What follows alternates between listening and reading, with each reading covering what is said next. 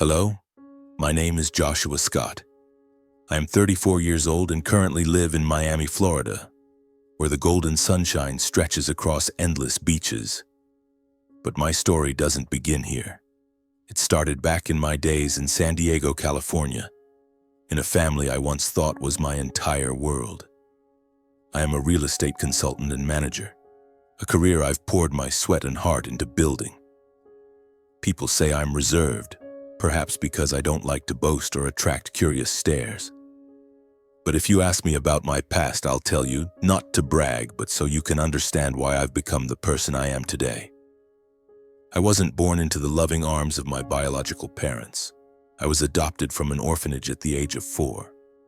My memories of the time before that are hazy, like a painting blurred by rain. I don't know who my birth parents were, nor do I have any clues about them. The only thing I know is the name Joshua, the name given to me at the orphanage, which I've kept as part of my identity. When I was adopted, I thought I had found a home. But life, as you know, is never as simple as a fairy tale.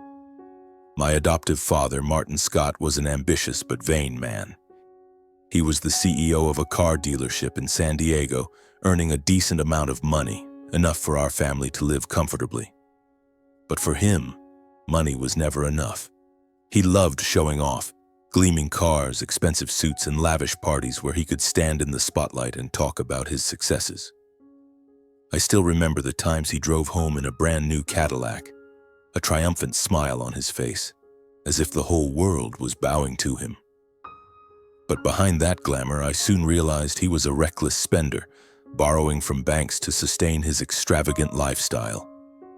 Once, I overheard my mother quietly asking him about unpaid bills, and he brushed it off, saying, "Don't worry, Janet, I'll take care of it." My adoptive mother, Janet Scott, was the complete opposite. She was a high school teacher, gentle and full of affection. She had warm brown eyes that always looked at me with an understanding I rarely found elsewhere. She taught literature, and I still remember the evenings she sat at the dining table telling me stories from books, from Huck Finn's adventures to Gatsby's pain. She was the only person in the house who made me feel like I belonged. She never treated me differently from Andrew, my younger brother, even though I knew deep down that I wasn't her flesh and blood. Andrew, my brother, 4 years younger than me, was my parents' only biological child. He was a miniature version of our father, loving the glitz and always wanting to be the center of attention. Andrew was spoiled from a young age, always favored by our parents. If I wanted a new pair of shoes, I had to explain why. But Andrew only had to point at something he liked, and it would appear in his room the next day. I don't blame Andrew, honestly. He grew up in that indulgence, and that's how he learned to live. But sometimes I wondered if he ever noticed the invisible distance it created between us. Our family lived in a middle-class neighborhood in San Diego, in a 2-story house with a small garden. It wasn't a mansion, but it was spacious enough for me to have my own corner, where I could read books or dream about a future where I was in control of my own life. But the person who influenced me the most didn't live with us. It was my adoptive grandfather, Henry Scott, my father's father. He was a seasoned real estate investor, owning properties across the United States. He lived in Rancho Santa Fe, in a sprawling estate with ornate iron gates and meticulously tended gardens. Every time I visited him, it felt like stepping into another world, a world of refinement, vision, and lessons I could never find at home. Henry was a tall man with silver hair, a kind smile, and sharp eyes that seemed to see through everything. He never boasted, though he had every right to. He once told me, "Joshua, in real estate, value doesn't lie in how much you own, but in how you manage it." I remember summer afternoons when I was 15, sitting with him in his office that smelled of wood and old books. He would open thick ledgers showing me how to read zoning maps, evaluate land, and assess a property's worth beyond mere numbers. "Boy," he said in his deep, steady voice, "one day, you'll do greater things than I have." What I cherished most about him was his fairness. He never treated me like an adopted grandson. To him, Andrew and I were both his grandchildren, no more, no less. He spent time with both of us, but I felt a special trust he placed in me.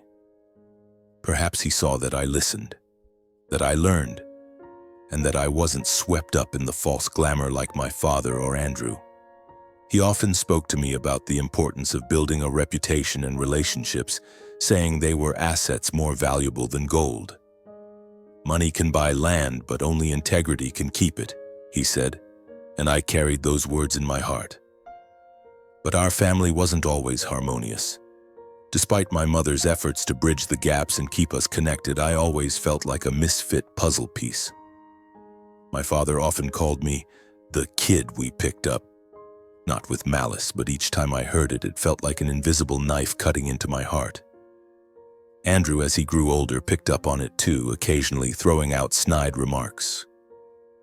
"You're not blood, so don't get your hopes up," he once said during an argument over a toy when we were kids. I didn't respond, but those words lingered, like small scars that never fully healed. My mother was the only one who noticed my pain. When I was 16, I sat alone in my room, staring out the window, wondering if I truly belonged here. She walked in, placed a hand on my shoulder, and said, "Joshua, you are my son no matter where you came from. Don't let your father's or Andrew's words make you doubt your worth." I didn't cry, but deep inside I felt profound gratitude. She couldn't change my father or Andrew, but she gave me an anchor to keep going. Life moved on, and I gradually learned to accept my place in the family. I didn't seek validation from my father or Andrew. Instead, I found it in Henry, in the lessons he taught me, and in myself. I started dreaming of a day when I would stand on my own, independent of anyone. I didn't know that just a few years later my life would change forever, starting with a profound loss and a secret I never could have anticipated. At 18, I enrolled at UC San Diego, majoring in business administration. Those college years were the freest time of my life. I lived away from home in a dorm, and on weekend afternoons I often drove to Rancho Santa Fe to visit Grandpa Henry. He was the same as ever, his hair whiter, his voice slower but still sharp. He loved sitting in his armchair in the living room, gazing out at the garden with rose bushes that my late grandmother had once tended. Our conversations were always the highlight of my week. He shared stories of his successful real estate deals, the mistakes he'd made, and how he built his empire from nothing. "Joshua," he'd often say, "life is like a piece of land. You have to know when to sow, when to wait, and when to harvest." But then one autumn morning when I was 23, the phone rang. My mother's voice on the other end was trembling, unlike her usual calm self. "Joshua, can you come home right away? Grandpa, he's gone." I stood frozen, the phone heavy in my hand. Henry, the man I admired most, the one who made me feel like I belonged, was gone. He didn't pass from illness, but from old age at 88. It was the first time in my life I felt such a strange, hollow emptiness. I drove home, my mind clouded as if shrouded in fog. When I stepped into our San Diego house, the air felt stiflingly heavy. Mom sat on the sofa, her eyes red and swollen, clutching a handkerchief. Dad stood by the window, his face cold, but I knew he was masking his grief. Andrew, now 19, sat in the corner, silently scrolling through his phone as if Grandpa's death meant nothing to him. I didn't blame Andrew. He was never as close to Grandpa as I was. To Andrew, Henry was just a wealthy grandfather who sent expensive birthday gifts. Grandpa's funeral was held at his Rancho Santa Fe estate. It was a gloomy day, the sky draped in gray clouds as if nature itself was mourning. Hundreds attended, friends, business partners, and people who had worked with him. I stood among the crowd hearing condolences, but all I wanted was to run to his office, sit in that familiar chair, and hear him tell one more story. I wanted to tell him how much I'd learned from him, that I wouldn't let him down. But now, it was all just memories. A week after the funeral, our family was called to the office of Raymond Carter, a middle-aged lawyer with gold-rimmed glasses and a dry voice. He had been Grandpa Henry's personal attorney for years, and that day he read Grandpa's will. I didn't know what to expect. I hadn't thought much about his wealth, but part of me hoped he'd left something. not because I needed money, but because I wanted to feel his final trust in me. We sat around a long table in the lawyer's office. Mom held my hand under the table as if she knew I was nervous. Dad sat across from us, arms crossed, his eyes full of expectation. Andrew, as usual, seemed indifferent, though I noticed him occasionally glancing at Dad as if awaiting a treasure. Raymond opened a thick file, adjusted his glasses, and began reading.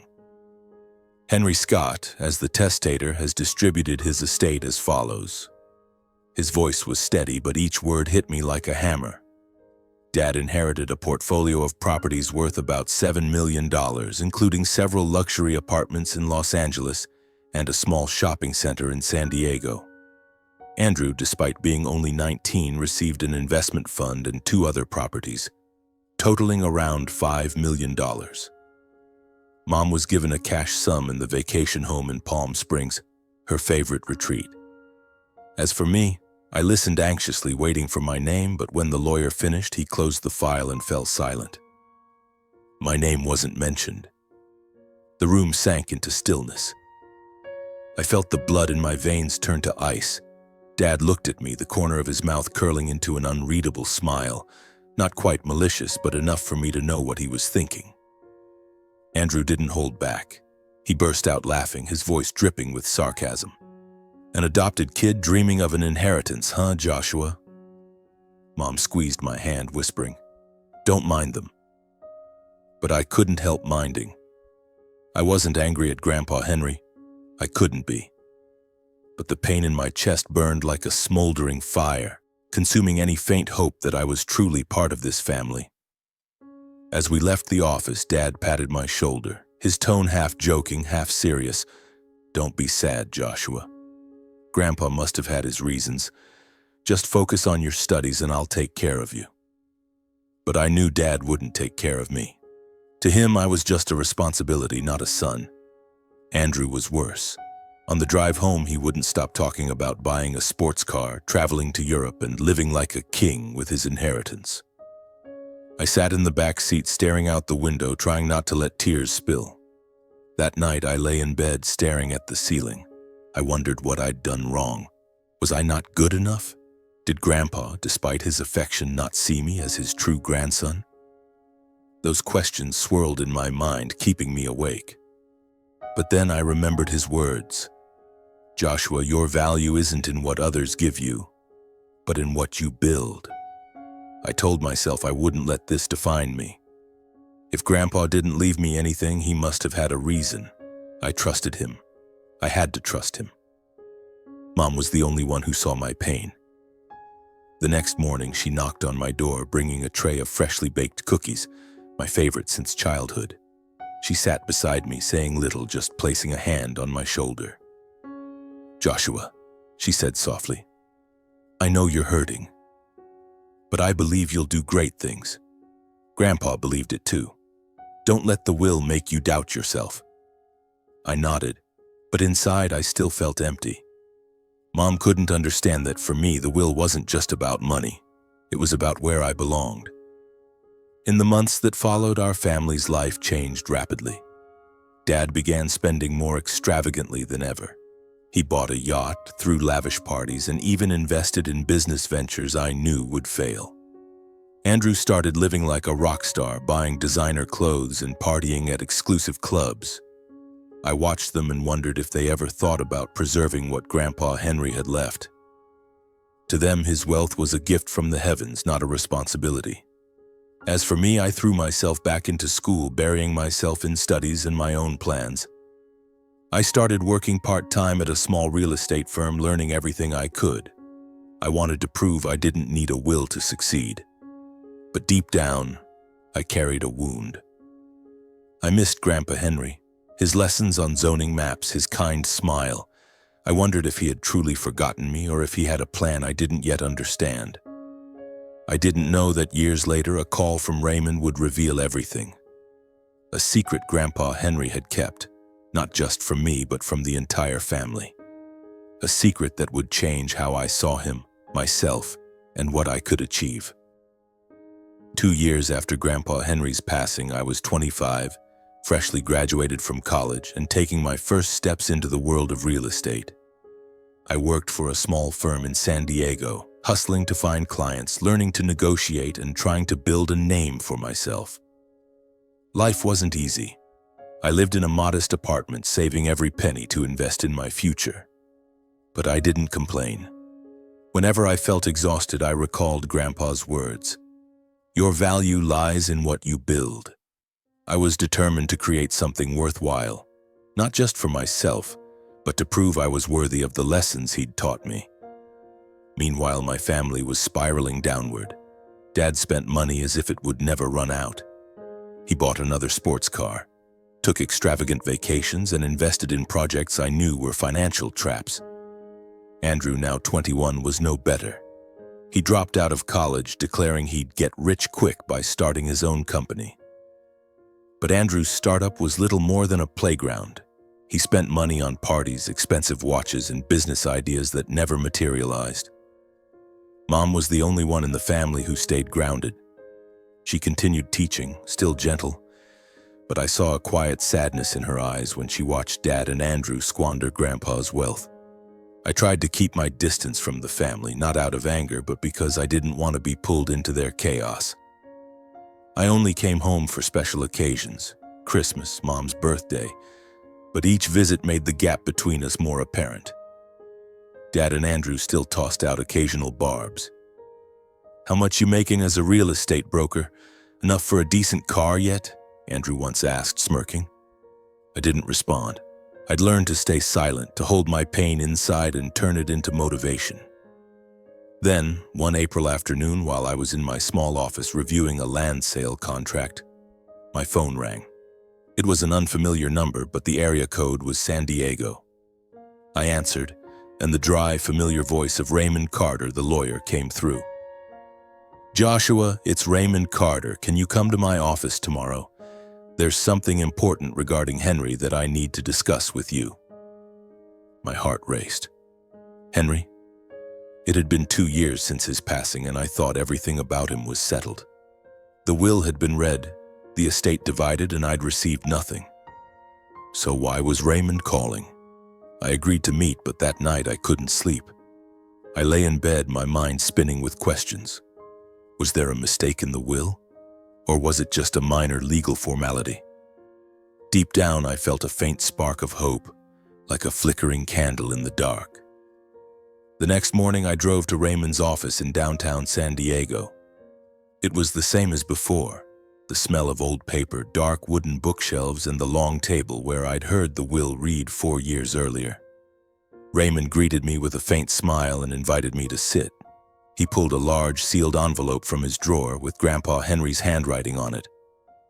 Just seeing his script made my throat tighten. Joshua, Raymond began, his voice softer than usual. Henry left something for you, but he instructed me to reveal it only when you turn 25. The air in the room felt thick. What is it? I asked, my voice hoarse. Raymond opened the envelope, pulling out a thick stack of documents and a handwritten letter. He slid the letter toward me. Read this first. I took the letter, my hands trembling. Grandpa's handwriting was still sharp and strong, just like him. The letter read, Dear Joshua, if you're reading this, it means you've grown into a man, and I believe you're ready. I know you may have been hurt by the will I announced, but I had my reasons. You're not like Martin or Andrew. You have vision, patience, and most importantly, heart. I didn't want my wealth to burden you when you were too young, nor did I want you to face pressure from your family. So I set up a separate trust for you, with a portfolio of properties I believe you'll know how to use. Use it to build your future, but never forget. The greatest value lies not in money, but in the reputation and relationships you create. I'm proud of you, Joshua. I've always been proud. Your grandfather, Henry Scott. I finished reading, tears welling up. I didn't cry, not because I was strong, but because I didn't want Raymond to see me vulnerable. But inside, I felt as if a heavy stone had been lifted from my chest. Grandpa hadn't forgotten me. He trusted me more than I'd ever dared hope. Raymond began to explain. The trust Grandpa Henry left me included a substantial real estate portfolio, a commercial office building in San Francisco, 2 luxury apartments in Miami, and a large plot of land in suburban San Diego, with an estimated total value of $6.5 million. Its value had even grown since he drafted the will thanks to the rising real estate market. But what stunned me most was why he kept it secret. He didn't want Dad or Andrew to know, fearing they'd pressure me or, worse, try to exploit me. He wanted me to mature and stand on my own before taking on this responsibility. Henry was very deliberate, Raymond said, sliding the documents toward me. He wanted to ensure you'd use this wisely. You can access the trust today if you choose. I held the documents, feeling their weight in my hands. They weren't just papers, they were Grandpa's legacy, his trust in me. I looked at Raymond, trying to keep my voice steady. I need time to think. I want to do right by his expectations. Driving back, I felt like I was floating between reality and a dream. I stopped by the coast, sat on the hood of my car, and watched the waves crash. I thought of Grandpa Henry, the afternoons he taught me to read zoning maps, his kind smile when I shared my dreams. I thought of the times Dad and Andrew mocked me, calling me the kid they picked up. And I thought of Mom, the only one who always believed in me. I vowed not to let Grandpa down. I would use this trust to build something greater, not just for me, but to honor his legacy. In the days that followed, I began studying the real estate portfolio in the trust. I visited each property, spoke with managers, and made plans. I didn't rush. I knew that to succeed, I needed patience, just as Grandpa Henry had taught me. I also decided not to tell my family about the trust, not because I distrusted them, though I knew how Dad and Andrew would react, but because I wanted to prove my worth first. I wanted them to see that I didn't need their validation to succeed. I started small. The office building in San Francisco, one of the assets in the trust, was leased but poorly managed.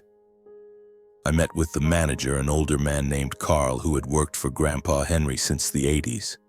Carl shared stories of the days he and Henry scouted properties together, how Henry always looked beyond the numbers. "You're like him," Carl said, his eyes twinkling.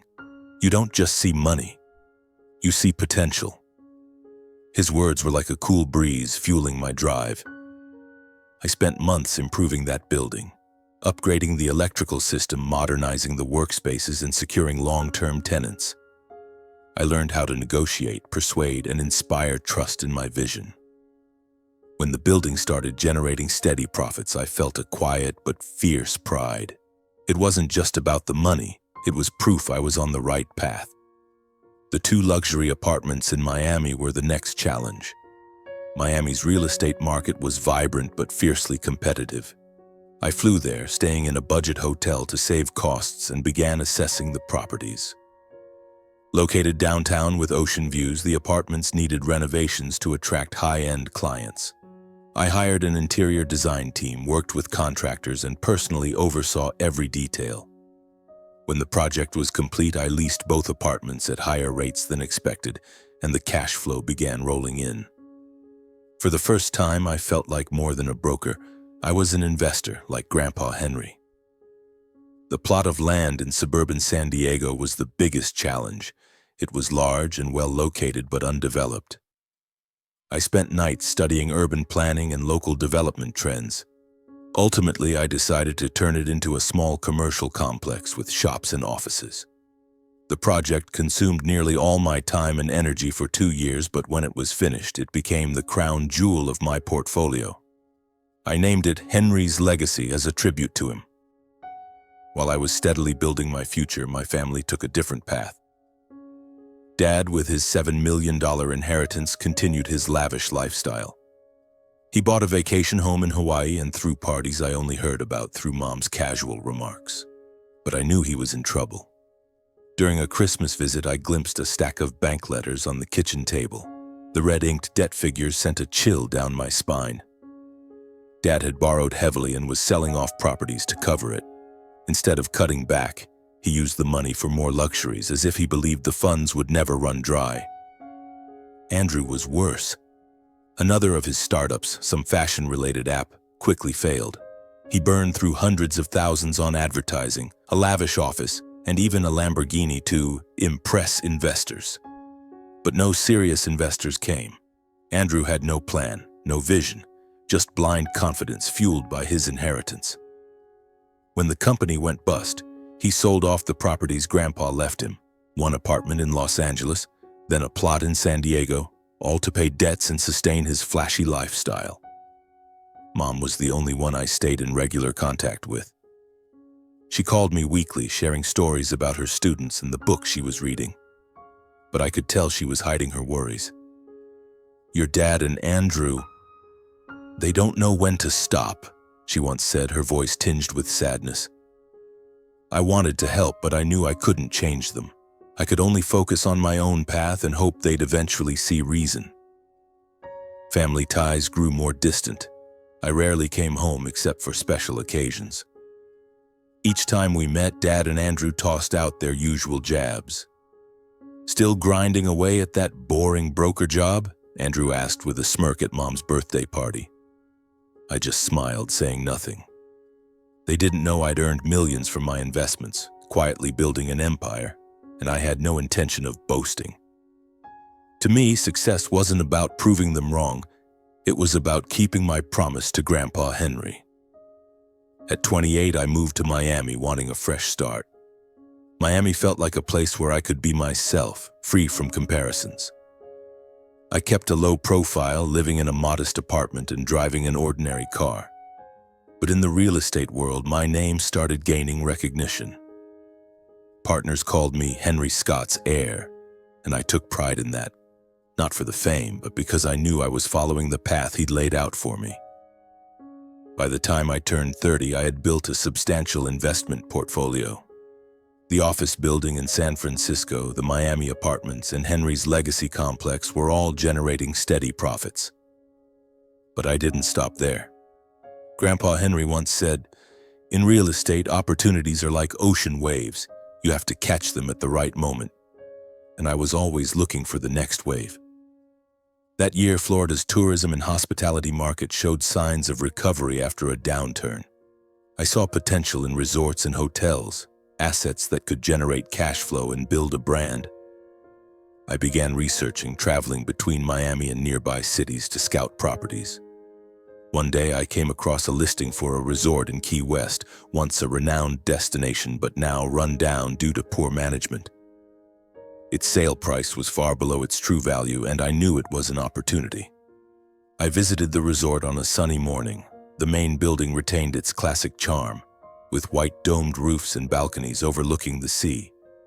But the gardens were overgrown, the pool was covered in algae, and the guest rooms needed a complete overhaul. Standing on the beach, feeling the ocean breeze, I envisioned the potential of this place. It wasn't just a property, it was a dream, a place that could bring joy to thousands and create a new legacy. I decided to buy the resort using part of the trust and securing a bank loan. It was the biggest gamble I'd ever taken, but I trusted my instincts. I assembled a team of experts, architects, designers, and marketing specialists, and began the renovation. We preserved the resort's classic style, but added modern amenities. A high-end seafood restaurant, a luxury spa, and rooms with ocean views. I named it Sunset Haven, a name evoking peace and hope. The renovation took over a year, but when Sunset Haven reopened, it quickly became a favorite in Key West. Social media buzzed with glowing reviews, and rooms were booked solid during peak seasons. The resort wasn't just a steady revenue stream.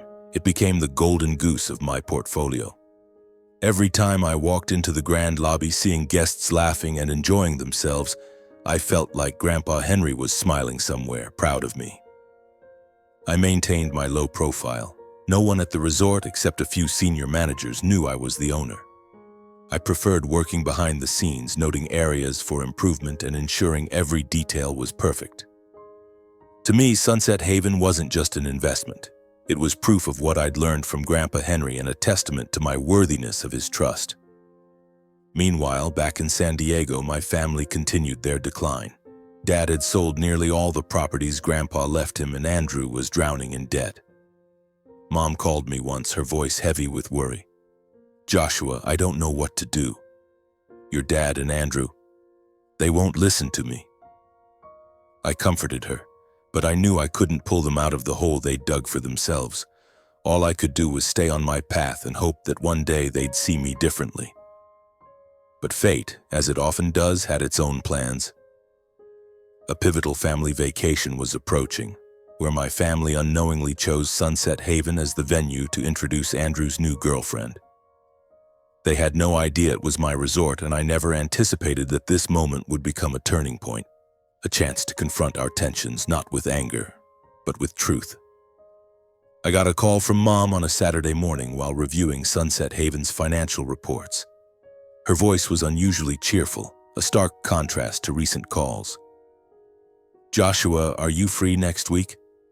We're planning a family vacation to introduce Andrew's new girlfriend. Her name's Judy and her family's well off. We want to make a good impression."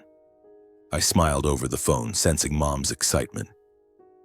She always tried to keep the family together, despite how hard it had become. "Sounds great, Mom. Where are you all headed?" I asked, unprepared for her response. "Sunset Haven in Key West," she said proudly. "Your dad says it's one of the finest resorts in the area. Andrew picked it." My heart skipped a beat. Sunset Haven. My resort. I kept my voice steady, hiding my shock. "That sounds amazing, Mom. I'll try to make it." I hung up, my mind reeling. They didn't know I owned it. No one in the family did, as I'd always kept it secret. And now, by pure coincidence, they'd chosen the place I'd poured my sweat and heart into. I sat back, staring out my small Miami office window. Part of me found the coincidence amusing, but another part felt a nervous anticipation, as if fate had placed me in a chess game I didn't yet know how to play. I wasn't ready to reveal I owned the resort, not yet. I wanted to observe to see how my family would behave when they thought I was just another guest. I called Lisa, Sunset Haven's manager, and asked her to keep my identity confidential. "Treat me like a regular guest," I instructed. Lisa, who'd worked with me from the start, chuckled softly over the phone. "You're a strange one, Joshua. But all right, I'll play along." The following week, I flew to Key West with a small suitcase and mixed emotions. Stepping into Sunset Haven's main lobby, I couldn't help but feel proud. The white walls gleamed under the sunlight, the scent of lavender wafted from the newly landscaped gardens, and the distant sound of waves lapped gently. Everything was perfect, just as I'd envisioned. But that pride quickly faded when I checked in. Dad and Mom had booked rooms in advance, and they'd assigned me a standard room, the cheapest kind, near the service area, where you could hear the clatter of trash carts and catch faint whiffs from the kitchen. Meanwhile, they and Judy's family stayed in luxury suites with ocean view balconies. I wasn't surprised. This was how they'd always treated me, like an outsider worthy only of leftovers. I smiled at the receptionist, took my key, and wheeled my suitcase to my room. The room was small but clean and tidy. I didn't need luxury. What I needed was a chance to watch everything from the shadows. Judy's family arrived that afternoon. Judy, Andrew's new girlfriend, was a beautiful woman with blonde hair and a radiant smile. Her parents, Mr. and Mrs. Garland, exuded sophistication and confidence, clearly from high society. I met them at a welcome dinner in the main lobby, where Dad had reserved a grand table with expensive wine and fresh seafood. Andrew, as usual, was dressed ostentatiously in a silk shirt and a gleaming Rolex. Dad bragged endlessly about his successes, though I knew most of it was exaggerated. Mom sat quietly, offering her gentle smile, but I could tell she was trying to keep things balanced. When I approached the table, Dad glanced at me, a flicker of surprise in his eyes. "Joshua, you made it? Good, good, sit down, I'll introduce you." He introduced me to the Garlands, adding, "This is Joshua, my adopted son. He's a real estate broker, but well, still trying to make it." He laughed loudly as if it were a harmless joke. Andrew smirked, chiming in, "Yeah, he's into selling small houses, nothing big." I smiled, nodded politely to the Garlands, and took a seat. Inside, a quiet fire burned, but I reminded myself to stay calm. This wasn't the time to respond. The dinner was lively, but I noticed the Garlands seemed uncomfortable with Dad and Andrew's boasting. When Dad rambled about his new yacht, which I knew he'd bought by selling another property, Mr. Garland nodded politely, his eyes cool. Judy tried to blend in, but I caught her glancing at Andrew with subtle doubt. Mom, as always, steered the conversation toward lighter topics, but Dad and Andrew kept pulling it back to themselves. After dinner, I returned to my room, lying on the bed and staring at the ceiling. I wasn't angry, but a quiet sadness settled over me. They still saw me as a failure, someone unworthy. But I knew the truth. I knew what I'd built, and I knew Sunset Haven was proof of it. I decided that during this vacation I wouldn't just be a guest. I'd observe, take notes, and prepare for something. Not to seek revenge, but to show them who I really was. The days that followed at Sunset Haven were a mix of moments that left me both amused and heartbroken. I played the role of an ordinary guest, strolling around the resort, noting areas for improvement, from how the staff arranged dining tables to the speed of handling guest requests. But I couldn't help noticing how my family behaved. Dad and Andrew continued their boasting. At a poolside breakfast, Andrew regaled Judy's family with tales of his startup, though I knew it had gone bust long ago. "I'm planning to expand to Europe," he said, holding a mimosa. Mr. Garland nodded, but his eyes betrayed skepticism. Dad, meanwhile, bragged about big deals he'd made, though I knew most of his wealth had been sold off to cover debts. Mom tried to steer the conversation away, but Dad and Andrew seemed unstoppable. "Joshua, why don't you tell us about your work?" Dad suddenly asked, his tone laced with sarcasm. "Still selling those little houses in San Diego, right?" I smiled, sipping my coffee. "Yeah, still working, Dad, slow and steady." Andrew burst out laughing. "Slow and steady? You need to live a little bigger, Joshua. Look, I bought a new car last week. Got anything decent yet?" Judy's family fell silent, clearly uncomfortable with the jab. Judy glanced at me, her eyes flickering with sympathy, but she said nothing. I nodded politely, keeping my composure. Inside, I thought, just wait, Andrew. Mom was the only one trying to ease the tension. One afternoon, as we walked along the beach, she took my hand and said, "Don't mind what your dad and Andrew say. I know you're special." I squeezed her hand, grateful for her comfort. But I also knew their taunts weren't just words. They were how they defined me, how they pushed me out of their world. And I decided it was time to change that narrative. While the family enjoyed their vacation, I quietly worked. I met with Lisa, the resort manager, to discuss upgrades, from improving the booking system to adding guest entertainment options. I also contacted an old friend at a bank, asking him to look into Dad and Andrew's financial situation. It wasn't out of malice. I just wanted the truth, to understand how far they'd gone down their path of self-destruction. The information I received wasn't surprising. Dad owed millions to the bank, and Andrew was being chased by creditors for personal loans. They'd sold nearly all their inherited properties and were now scraping by on what little remained. I began preparing a special gift, not to hurt them, but to show them I wasn't who they thought. I asked the resort's finance team to compile a detailed report of Dad and Andrew's debts, along with a list of the properties they'd sold. I had Lisa package it in an elegant gift box like a fine dessert. I knew the moment would come, and I wanted it done with the finesse Grandpa Henry would have admired. As the vacation neared its end, family tensions grew palpable. The Garlands began distancing themselves from Dad and Andrew, clearly unimpressed by their bravado. Judy, though still trying to be friendly, started questioning Andrew. I overheard her asking about his company and future plans, only to get vague, evasive answers. This trip wasn't just a vacation, it was a test for all of us. And I was ready to play my move in this chess game. The final day of the vacation at Sunset Haven arrived with a clear blue sky, sunlight shimmering on the ocean. I woke early, standing on the small balcony of my standard room, breathing in the salty air. Today was the day I'd execute the plan I'd prepared over the past few days. Not because I wanted to hurt Dad or Andrew. I wasn't that kind of person. But I wanted them to see the truth, to understand that I was no longer the Joshua they mocked and dismissed. I wanted them to see me, truly see me, not through the lens of jealousy or prejudice. I started the day by walking around the resort, checking everything as usual. The staff were polishing dining tables, the gardens were being watered, and soft music played from the outdoor bar. Everything was perfect, just as I'd built it. Lisa, the resort manager, caught me near the pool. She handed me a small silver box wrapped in red tissue paper with a gold ribbon.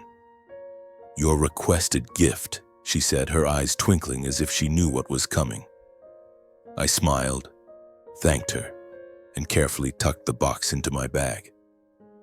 Inside was a detailed printout of Dad and Andrew's debts and the properties they'd sold to cover them, presented like a legal document, clear and undeniable. I didn't want to publicly humiliate them, but I wanted this moment to make them rethink. The final lunch of the vacation was held at the resort's main restaurant, an open space with ocean views. Dad had reserved a large table for our family and the Garlands. As I walked in, Dad was animatedly telling a story, gesturing enthusiastically, while the Garlands nodded politely but seemed disengaged. Andrew sat next to Judy, trying to impress her with talk of a new investment plan I knew didn't exist. Mom sat quietly, her eyes flickering with concern as she glanced at me. I smiled reassuringly, but inside I knew this wouldn't be an ordinary meal. I took a seat across from Andrew. He looked at me, smirking. "So, Joshua, how's the vacation? Enjoying that little room near the trash area?" He laughed loudly, and Dad joined in as if it were a brilliant joke. The Garlands exchanged glances, visibly uncomfortable. Judy lowered her head, pretending to study the menu. I just smiled, shrugging. "The room's fine, Andrew. I don't need much." My response seemed to disappoint him, as if he'd hoped for anger or a bigger reaction. But I'd learned to stay calm, to wait for my moment. The meal unfolded awkwardly. Dad and Andrew kept boasting about upcoming trips, luxury items they planned to buy. I listened, noting every word. Mr. Garland, a reserved but sharp man, began asking tough questions. "Martin, you mentioned real estate investments," he said evenly. "The market's risky these days. How do you manage your portfolio?" Dad hesitated, offering a vague response about long-term strategies. I had to suppress a laugh. I knew his strategy was selling assets to pay debts. As dessert was served, I signaled Lisa. She nodded, and a waiter approached with the silver box I'd prepared. "Ladies and gentlemen," he said professionally, "we have a special gift from the resort to thank you for choosing Sunset Haven." He placed the box in the center of the table in front of Dad. Everyone looked at it curiously. Dad laughed heartily, clearly thinking it was a lavish gesture. "How thoughtful." "Open it, Andrew," he said, pushing it toward his favorite son. Andrew untied the ribbon and lifted the lid, pulling out a neatly folded stack of documents. His brow furrowed as he flipped through a few pages. "What is this?" he muttered, his voice shaky. Dad peered over his shoulder and his smile vanished. I sat still, watching. The Garlands and Judy exchanged confused glances. Mom gripped my hand under the table, her eyes full of worry. "Martin, what's this?" Mr. Garland asked, his tone icy. Dad tried to stay composed, but his hand trembled as he held the documents. "Just some papers, probably a mistake," he said, his voice faltering. Andrew, unable to restrain himself, slammed the documents on the table. "Who's behind this stunt?" he snapped, drawing stares from nearby tables. I sipped my water, waiting. The documents detailed Dad and Andrew's debts, millions in bank loans, sold properties, and lavish expenses they couldn't justify. I'd had a friend at a bank and a debt management firm compile the information. Every number, every transaction was laid bare. It wasn't just a report, it was a mirror reflecting the truth of what they'd done with Grandpa Henry's legacy. Mr. Garland picked up the document, skimming a few pages. His face darkened. "Martin, is this accurate?" he asked, his voice sharp as a blade. Dad stammered, searching for an explanation but unable to form a coherent sentence. Andrew, red-faced, turned to the waiter. "What kind of sick joke is this? Who's responsible? I want to speak to your manager now." He was nearly unhinged, but I just looked at him calm. I stood, signaling Lisa.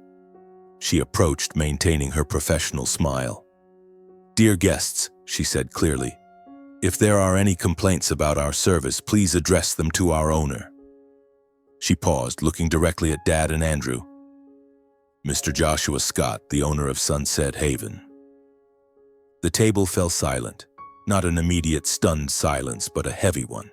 Dad let out a scoffing laugh, dripping with disbelief. "What? Joshua? The owner of this place? Don't be ridiculous, young lady. He couldn't possibly own something like this." Andrew laughed too, but his glance at me wavered. "You've got it wrong," he said, still mocking. "My brother's just a small-time real estate broker. No way he's got the money for a resort. He's putting on a show, right, Joshua?" I didn't respond, just nodded slightly to Lisa. She smiled, pulling a Sunset Haven business card from her pocket with my name, Joshua Scott, owner. She placed it on the table in front of Dad. "I assure you, there's no mistake," she said firmly. "Mr. Scott purchased and renovated Sunset Haven 3 years ago. If you need further confirmation, I can provide legal documentation." The atmosphere at the table shifted entirely. Dad picked up the card, staring as if he couldn't believe his eyes. His mouth opened, but no words came out. Andrew froze, eyes wide, gripping the table's edge. No way," he mumbled, his voice fading. The Garlands looked at me, their expressions shifting from doubt to shock, then slowly to respect. Judy, for the first time all trip, gave me a shy but genuine smile, as if seeing me in a new light. Mom squeezed my hand under the table, her eyes glistening with pride and tears. Dad suddenly changed his tone, trying to regain composure. "Joshua, well done," he said awkwardly. I always knew you had potential."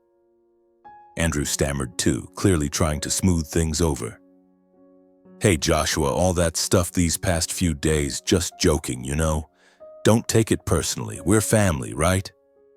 But I saw panic in their eyes. They weren't seeking reconciliation out of affection. They were scared, afraid I'd use this truth to corner them. I stood tall, looking directly into their eyes. "Thank you for choosing to stay at my establishment," I said evenly, my words carrying weight. "I hope you've had a memorable vacation. But I suggest you review those documents carefully. They might help you rethink how you manage your assets." I said no more. I didn't need to. The truth spoke for me. I turned to Lisa. "Thank you, Lisa. Please ensure everyone is well taken care of until they leave." Then I walked out of the restaurant, feeling the eyes of both families on me. I didn't look back. I didn't need to see to know this moment had changed everything. They doubted me, mocked me, thought I was playing a role. But when the truth was laid bare, they had no choice but to face it, and themselves. I stepped onto the beach, the sea breeze washing over me, bringing a sense of freedom I'd never felt so clearly. I thought of Grandpa Henry, of the letter he left in the trust. He'd believed in me, and I hadn't let him down. More than that, I'd proven to myself I was worthy of that trust. Standing there watching the waves, I felt an unfamiliar peace. This wasn't a victory of revenge. It was a victory of truth. Dad and Andrew might try to make amends, but I knew they wouldn't change. They'd face the consequences of their choices, just as I'd built my own path. Deep down, I knew this vacation would leave a lasting echo, not just for my family, but for me. I'd crossed a threshold, and from now on, no one could define me but myself. When I returned to Miami after the vacation, I felt as if an invisible weight had been lifted. My small apartment, with its simple white walls and window overlooking the bustling street, suddenly felt like the safest place in the world.